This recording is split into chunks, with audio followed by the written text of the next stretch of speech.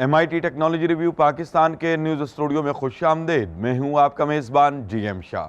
News round up का आगाज़ करते हैं। बुलेटिन के आगाज़ में आपको बताते हैं कि Karachi electric supply company digital hand held meter readers मुतारिफ करवाएगी।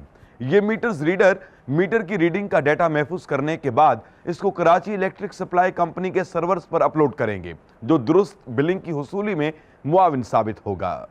और अब आपको बताते हैं कि स्विट्जरलैंड के माहिरीन ने मरीजों के लिए जदीद रोबोट तैयार किया है। ये रोबोट ऐसे अफराद के लिए है जो हादसे के बाद चलने फिरने से कासिर हो जाते हैं। ऐसे में ये रोबोट मरीजों को चलने फिरने में मदद देता है ताकि वो जल्द सेहत याब हो सकें। इसके अलावा ये मरीज के जिस्म का वजन और हरकत वगैरह का डाटा भी हासिल करता है, जो डॉक्टर को मरीज का इलाज करने में मदद देता है। और अब बुलेटिन के आखिर में आपको बताते हैं कि माहिरीन ने मोटरसाइकिल चलाने वालों के लिए जदीद लेदर जैकेट तैयार की है। इस जैकेट की जेबों में एयर बैग्स नस्ब किए गए हैं, जो इसके पहनने वालों को हादसे की सूरत में बचाने में मदद देते हैं। माहिरीन का कहना है कि ये जैकेट दूसरे हिफाजती आलात की निस्बत बेहतर है।